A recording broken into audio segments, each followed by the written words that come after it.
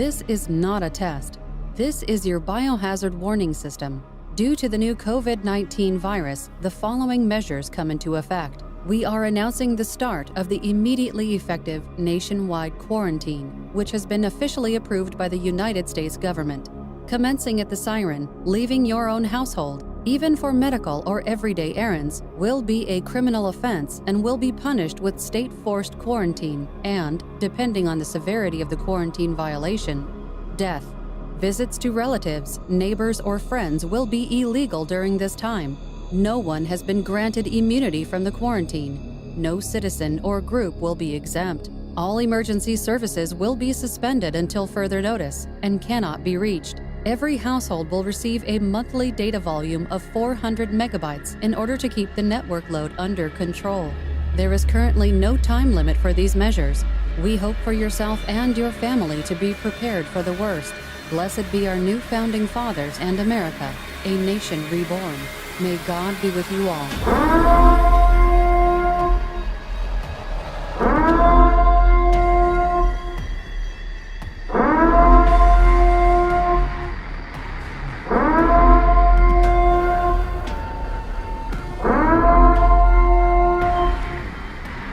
Hello, my name is Alejandra and Rosa, and I'm organizing this TEDxUVM in order to inform you about the other tragic side of this pandemic, but also to tell you that there is hope and a lot of solutions. I've chosen the topic of mental health in this COVID-19 pandemic. This because I've seen a lot of people suffering bad mental health situations during this pandemic, including my family, friends, and even me. I'm trying to achieve informing people about these situations for them to help others or realize if they are in that type of situation and give them solutions to try to solve these kind of problems. Look over to your life before the pandemic started. Were you more happier than now? And now, are you happy or feeling peace? All of these topics are topics to be concerned about. It is painfully and slowly possessing a lot of people and more than the virus itself. Now, I remember well one day that I was looking through my window, I started remembering all the things I lived before the pandemic and realized that I was a lot happier in that time. And I didn't really appreciate well all the moments I had being outside.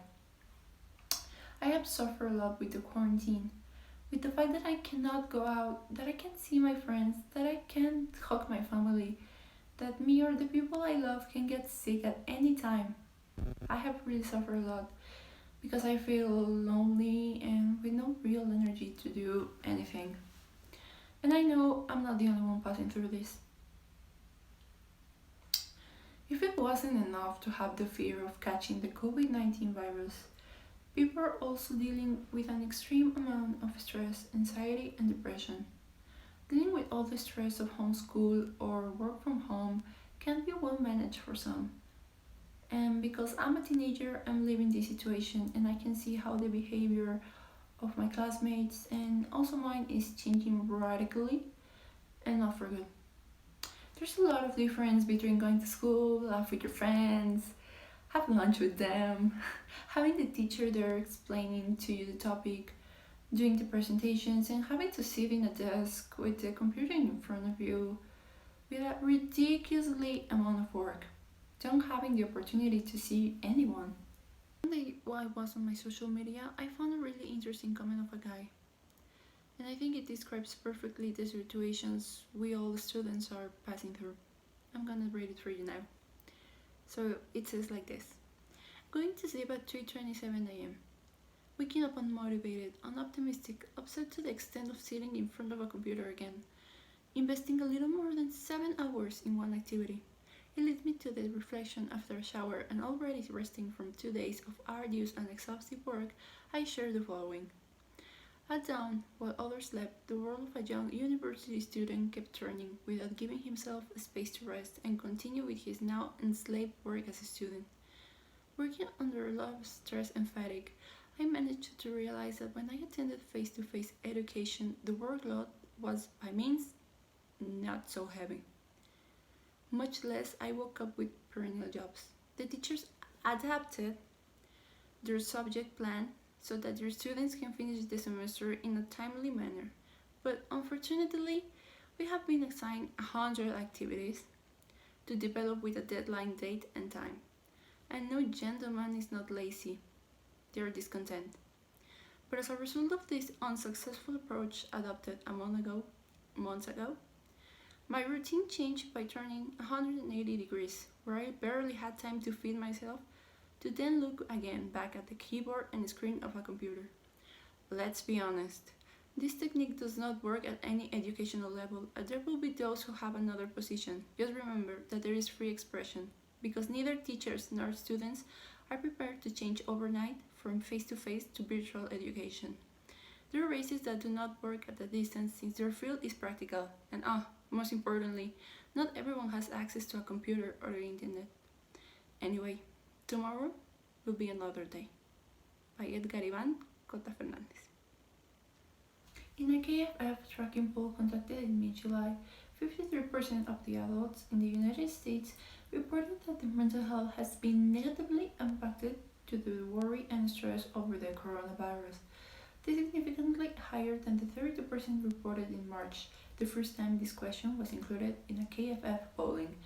Many adults are also reporting specific negative impacts on their mental health and well-being, such as difficulty to sleep or eating, increases in alcohol consumption or substance use, and worsening chronic conditions due to the worry and stress over this COVID-19 virus.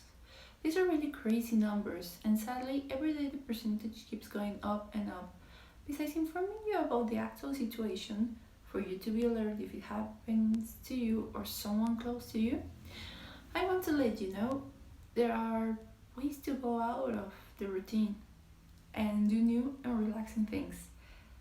That there are ways for you to have a good mental health in these times when keeping your mind in peace is a major issue. You can do a lot of things, like even if you cannot get out of bed. First of all, an important thing you have to do in order to start relaxing and taking care of yourself is to take breaks, relax from watching, reading, or listening to news stories, including those on social media, because we all know that hearing about the pandemic repeatedly can be upsetting. You can go and see memes, everyone likes memes. You can listen to music, read, paint, watch movies. You have to take care of your body. Try to eat healthy, well-balanced meals. Phones and other ways to communicate exist, so take advantage of that. A lot of mental health support hotlines are available at any time, or if you don't feel very comfortable enough telling your problems to, a stranger, call your friends, family, or the person you have the most confidence with. This is an important issue to look at. Bad cases of mental health during the pandemic of COVID-19 are increasing a lot, and people are not realizing this hits hard. And because not knowing how to identify it, it is causing serious damage to some groups. I know these are some very hard times, and that you all wish it was like before, when you could have a normal life and have fun, go outside and see your friends, have fun at parties, etc. But let me tell you something, this is not gonna last forever. We have to be brave and don't let ours and others' mental health go down. This is going to be over sometime. It is not gonna last forever. And as soon as you think, we all are going to get back to normal and be as happy as we never were, appreciating all the moments that we have with people we love. And like Roy T. Bennett said, nobody is exempt from the trials of life, but everyone can always find something positive in everything, even in the worst of times. Thank you.